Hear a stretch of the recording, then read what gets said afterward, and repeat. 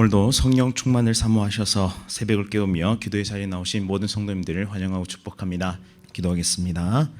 사랑과 은혜가 풍성하신 하나님 아버지, 우리의 인생 가운데 풍성한 은혜와 사랑을 부어주시고 구원의 은혜를 베푸시니 참으로 감사드립니다. 날마다 하나님을 섬기며 복음의 증인으로 살아가게 하옵소서. 참된 제자가 되게 하시며 성령의 능력으로 날마다 사역하는 모든 대항의 가족들 되게 하옵소서. 날마다 새 가족들을 보내어 주시고 믿음 안에 잘 뿌리 내리고 함께 신앙생활하며 구원의 기쁨과 감격을 함께 누리게 하옵소서. 이를 위해 새 가족부의 능력을 더하여 주시고 모든 사역 위에 큰 권능과 은혜를 내려 주옵소서. 중고등부 수련회를 은혜 가운데 잘 마치게 하심을 감사드립니다. 또한 이번 주에 있을 청년대학부 수련회 가운데도 큰 은혜 내려주시고 모든 대한교회의 다음 세대가 죄악으로 가득 찬 이 세상 속에서 믿음과 신앙을 지키게 하옵소서. 참된 진리인 말씀을 붙잡고 믿음의 길을 잘 달려가게 하옵소서. 담임 목사님 선교대회 일정 잘 마치게 하심을 감사드립니다. 귀국 일정도 지켜주시고 함께하여 주옵소서. 사모님과 모든 가족의 건강 지키시며 온 가족이 성령 충만으로 모든 사역 잘 감당케 하옵소서. 원로 목사님과 사모님의 건강 지켜주시며 말씀이 선포되는 곳마다 하나님의 능력과 힘을 부어 주옵소서. 자녀들에게 복의 복을 더하사 선한 영향력을 끼치며 아름답게 쓰임받는 가정들 되게 하옵소서. 특별히 사랑하는 대항의 모든 부모님들의 건강을 지켜주시고 여러 가지 질병으로 아파하고 있는 사랑하는 모든 대항의 가족들에게 치유와 회복의 역사를 베풀어 주옵소서. 가정 구원을 위해 기도하며 애쓰는 모든 성도의 기도에 응답하사 가정 구원을 속히 이루어 주옵소서. 군복무 중인 주의 자녀들, 해외 나가 있는 주의 자녀들 눈동자와 같이 지켜 주옵소서. 천사 찬양대의 찬양 기쁘게 받아 주시오며 오늘도 진리와 생명의 말씀 잘 선포해 하옵소서. 예수 그리스도의 이름으로 간절히 기도드립니다. 아멘. 오늘 하나님께서 우리에게 주시는 말씀은 누가복음 8장 26절부터 39절까지의 말씀입니다. 신약 성경 104면에 있습니다. 누가복음 8장 26절에서 39절까지의 말씀, 한 절씩 교독하실 때 살아계신 하나님의 음성 들으시기 바랍니다.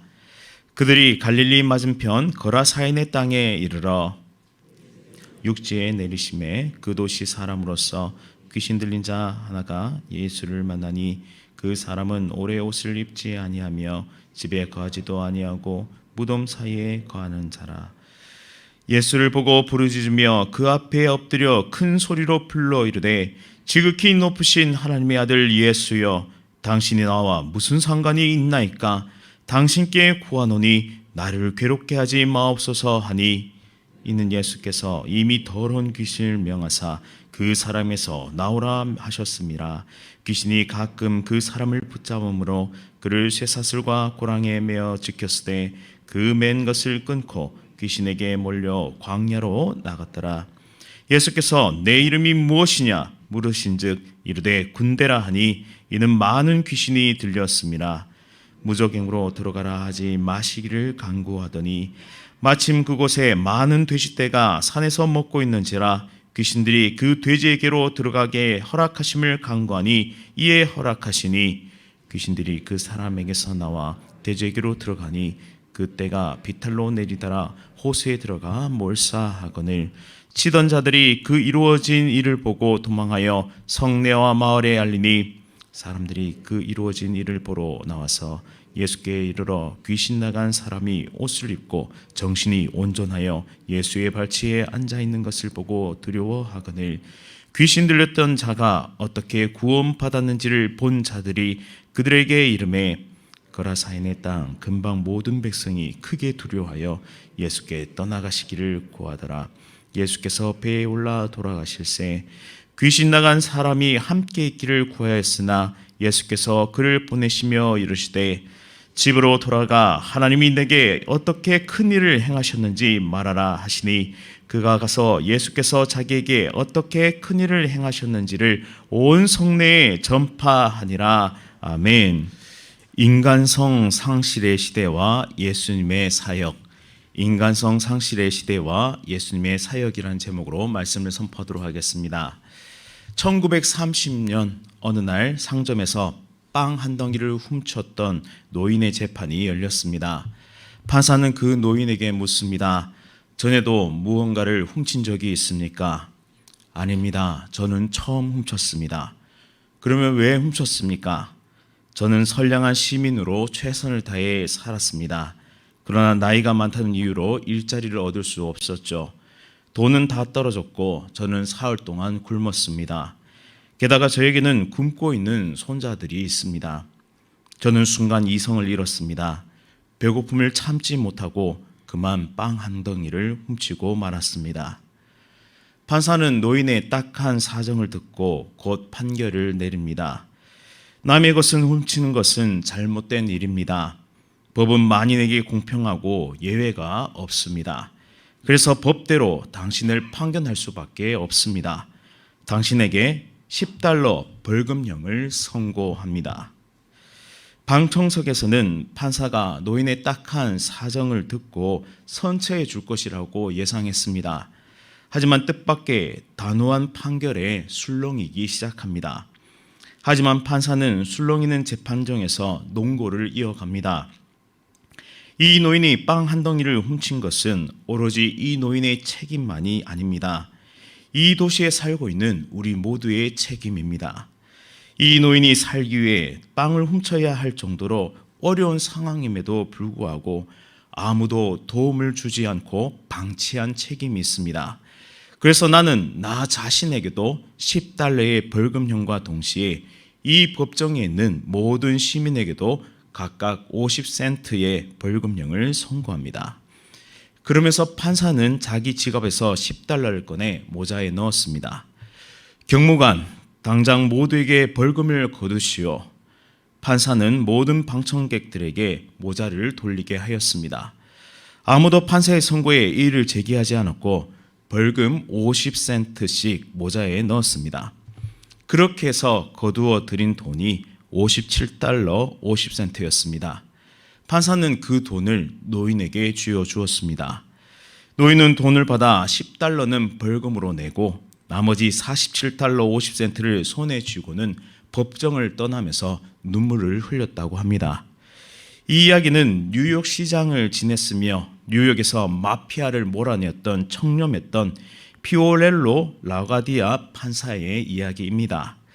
이 이야기가 우리에게 감동이 되는 것은 노인의 딱한 사정을 헤아릴 줄 아는 그런 지혜가 있었고 사람을 살리는 판결이었기 때문입니다. 각박한 요즘 세상 속에서 이런 지혜로운 판결을 보기가 참으로 힘들기 때문이기도 합니다. 우리가 기억해야 할 것은 우리는 더불어 살아가는 존재들이고 누군가 아픔과 고통을 겪고 있다면 그것은 단순히 한 개인의 잘못만이 아니라 모두의 잘못 때문이라는 것이죠. 죄악된 세상 속에서 인간성을 점점 상실해 가는 사람들이 늘어갈수록 세상은 이기심과 욕심으로 가득 차게 된다는 사실입니다. 그로 인해 아픔과 고통을 겪는 사람은 점점 더 늘어나게 될 것입니다. 결국 죄악이 하나님의 형상대로 창조된 그런 우리의 휴머니티를, 인간성을 상실하게 만든다는 사실이죠. 오늘 본문에도 아픔과 고통에 몸부림치는 한 사람이 등장합니다. 그는 홀로 무덤가에 살면서 오랫동안 벗은 몸으로 다니며 파괴적인 행동을 하고 있었습니다. 그의 이 돌발적인 행동은 사람들에게 큰 고통을 안겨주었습니다. 그래서 마을 사람들은 그 사람을 제압하기에 급급했죠. 그래서 29절 말씀에 그를 쇠사슬과 고랑에 결박했다라고 말씀합니다. 하지만 초인적인 힘으로 그 모든 것을 끊어버리고 귀신에 몰려 광야를 헤매고 다니는 인생을 살고 있었습니다. 거라사 광인이라 불리는 한 사람, 인적이 드문 무덤가에서 죽은 자들과 함께 살아야만 했던 인간성을 상실한 한 사람. 그는 외로웠고 그에겐 그 어떠한 평안이나 기쁨을 찾아볼 수가 없습니다. 병행 본문인 마가복음 5장을 살펴보면 마가는 그를 사로잡고 있는 귀신의 수를 단수와 복수를 혼용해서 사용하고 있는 것을 볼 수 있습니다. 이는 악한 영에 사로잡혀 인간성을 상실한 그의 광증이 당시의 시대상과 연관이 있다는 사실을 보여주고 있습니다. 이 거라사라는 지역은 팔레스타인의 전통적인 유다 문화가 깊이 뿌리내리고 있는 곳이었고, 이후 알렉산더의 군사 점령 이후 헬라 문화가 뿌리내렸고, 다시 로마라는 강력한 군사력에 의해 식민 통치가 이루어지는 그야말로 격동의 세월을 보내야 했던 그런 지역입니다. 마치 외세에 끊임없이 침략당했던 우리나라와 비슷한 형국이죠. 당시 그곳에는 많은 로마 군인들이 주둔하고 있었으며 또한 잔혹한 행위들을 일삼았습니다. 폭력을 휘두르며 세금을 갈취하고 여성들을 농락하는 일들이 빈번하게 벌어졌습니다. 매일 그런 억압과 공포 속에서 살아야 했던 사람들은 미래에 대한 소망을 잃어버리고 살아남기 위해, 생존을 위해 발버둥 쳤습니다. 어쩌면 그런 모질고 고통스러운 환경에서 살아남으려고 발버둥 치는 사람들 틈에서 이 미쳐버린 거라사 광인은 시대를 대표하는 인물일런지도 모르겠습니다. 성경에는 자세히 그의 과거를 말하고 있지는 않지만 어쩌면 그의 삶의 어느 시점에서 끔찍한 일을 당했을런지도 모릅니다. 병행 본문인 마가복음 5장에는 그가 밤낮 무덤 사이에서나 산에서나 늘 소리를 지르며 돌로 자기의 몸을 해치고 있었다라고 말씀하고 있습니다. 이 귀신에 사로잡힌 그는 스스로의 몸을 자해하면서 몸을 아프게 하는 자기 파괴와 고통에 이 절규하고 있는 극단적인 절망적 상황을 경험하고 있었습니다.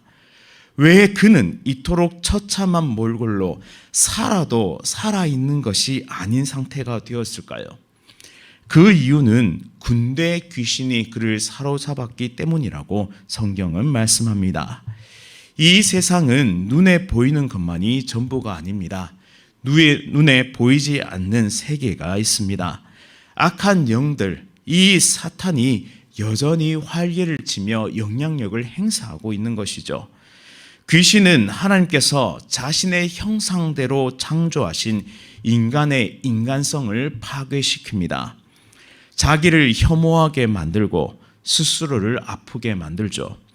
그리고 자기 자신뿐만 아니라 다른 사람을 해치고 삶을 파괴합니다. 그런데 더 큰 문제는 헤어나오려고 발버둥 치면 칠수록 더욱 깊은 수렁에 빠져들게 된다라는 사실입니다. 악한 영이 그를 사로잡고 놓아주지 않기 때문이죠. 그 힘은 매우 강력하고 인간의 힘으로는 결코 벗어날 수가 없습니다.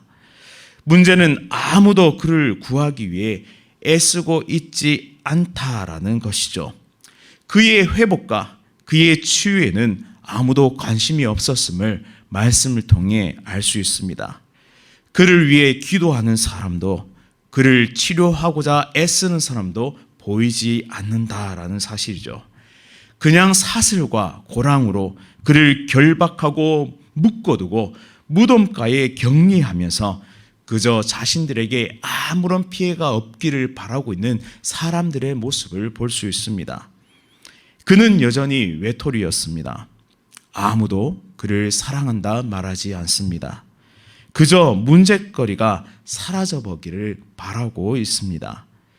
사람들의 마음속에는 어쩌면 그냥 사라졌으면 좋겠어, 그냥 없어졌으면 좋겠어, 그냥 죽었으면 좋겠어 라는 생각이 자리 잡고 있었는지도 모르겠습니다.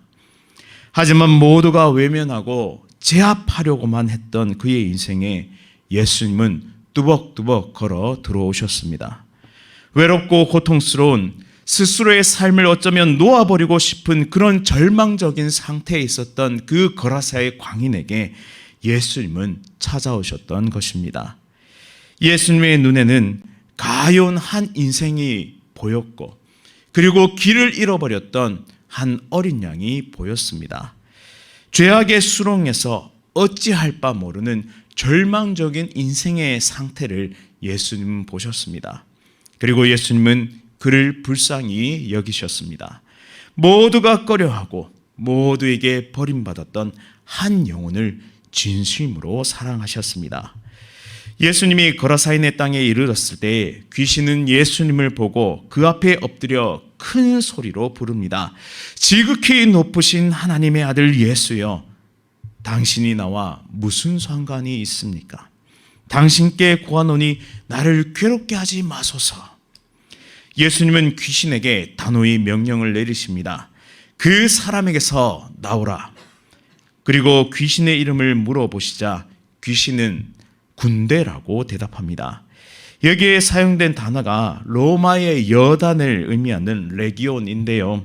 레기온은 6,000명 정도로 구성된 대규모의 부대를 의미합니다. 즉 엄청나게 많은 귀신이 그를 사로잡고 있다는 뜻이죠.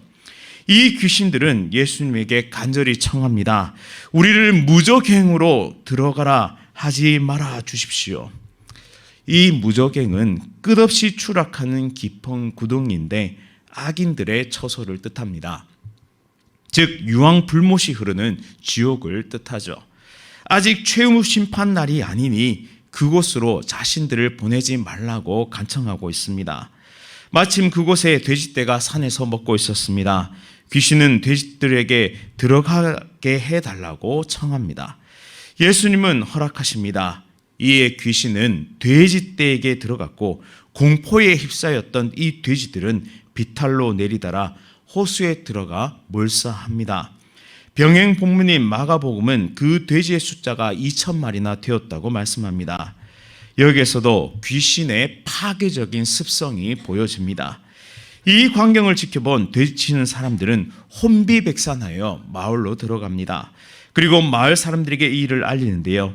이에 마을 사람들이 어떻게 되었는지 보러 나옵니다. 그들의 눈에 비친 풍경은 군대 귀신 들렸던 사람이 옷을 입고 정신이 온전하여 앉아있는 장면이었습니다. 이 놀라운 광경에 사람들은 두려워하기 시작합니다. 저는 말씀을 묵상하다가 조금 의아하다는 생각이 들었는데요. 귀신 들린 사람이 나음을 받고 정신이 온전하게 돌아왔다면 기뻐하고 즐거워해야 할 것이 아니겠습니까? 그런데 두려워했다니요. 이어서 그 두려움의 정체를 발견하게 됩니다. 36절 37절 말씀에 귀신 들렸던 자가 어떻게 구원을 받았는지를 본 자들이 그들에게 이르되 거라사인의 땅 근방 모든 백성이 크게 두려워하여 예수께 떠나가시기를 구하였다라고 말씀합니다. 즉 그들은 군대 귀신 들렸던 한 영혼이 구원받고 온전히 치유된 것보다 또다시 돼지떼에게 들어가 몰사하는 일이 더 걱정이 되었던 것입니다. 만약 그 동네에 또 다른 귀신 들린 자가 있다면 더 많은 재산적 피해를 입을 것이 그는 두려워하였다라는 사실이죠. 예수님의 이 긍휼과 자비로 한 영혼이 살아났습니다. 그는 잃어버렸던 하나님의 형상을 회복하였고 인간성을 회복하였습니다. 하지만 여전히 마을 사람들은 인간성을 상실한 채 그대로 살아가고 있음을 대조적으로 보여주고 있습니다.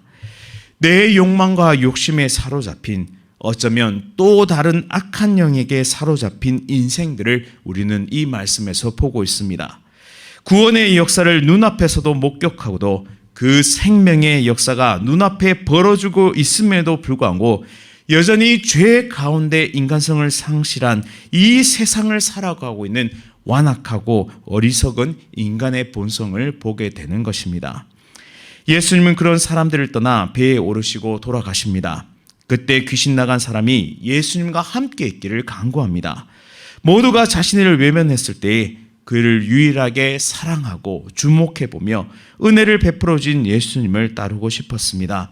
하지만 예수님은 그를 집으로 돌려보냅니다. 그러면서 이렇게 말씀하십니다. 집으로 돌아가 하나님이 내게 어떻게 큰 일을 행하셨는지를 말하라. 이에 그는 즉각 순종하죠. 그가 가서 예수께서 자기에게 어떻게 큰 일을 행하셨는지를 온 성내에 전파하니. 아멘. 이제 말씀을 정리하겠습니다. 오늘 본문은 궁극적으로 우리에게 하나님 나라가 어떻게 임하는지를 보여줍니다. 첫째는 죄악은 인간성을 상실하게 만듭니다. 두 번째, 인간성이 상실된 사람은 귀신에게 사로잡힐 수 있으며 아무도 그를 구할 수도 없고 고칠 수도 없다는 사실입니다.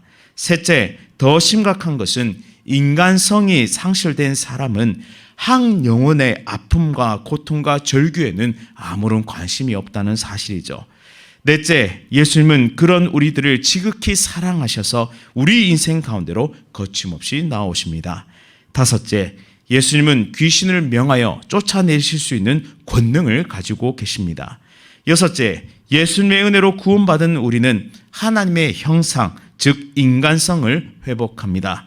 일곱 번째, 인간성이 회복된 우리는 가족과 이웃에게로 파송받고 복음의 증거자가 됩니다. 사랑하는 성도님 여러분, 이 말씀을 기억하면서 우리에게 구원을 베푸신 하나님과 동행하며 놀라운 복음의 행진을 해나가는 귀한 하나님의 백성들 다 되시기를 간절히 바랍니다. 기도하겠습니다. 사랑과 은혜가 풍성하신 하나님 아버지, 오늘 말씀을 통해 우리를 긍휼히 여기시고 죄의 문제를 해결하시며 하나님의 형상, 인간성을 회복해 하시니 참으로 감사드립니다. 나보다 남을 더 사랑하는 수준에까지 이르도록 순종하고 연습하며 영혼 구원의 사명을 끝까지 감당케 하옵소서. 특별히 지금도 예수 그리스도를 만나야 하는 고통 중에 절규하는 영혼들이 있습니다. 우리가 만난 예수 그리스도를 그들에게 전할 수 있는 복된 인생 다 되게 하옵소서. 모든 악한 영들의 세력을 물리쳐 주시고 모든 인생을 사로잡고 있는 욕망과 욕심에서 우리를 건져 주옵소서. 오직 하나님의 통치와 다스림이 우리 삶 가운데 충만하며 순종의 삶을 통해 복음의 길, 생명의 길을 전하는 아름다운 인생들로 쓰임받게 하옵소서.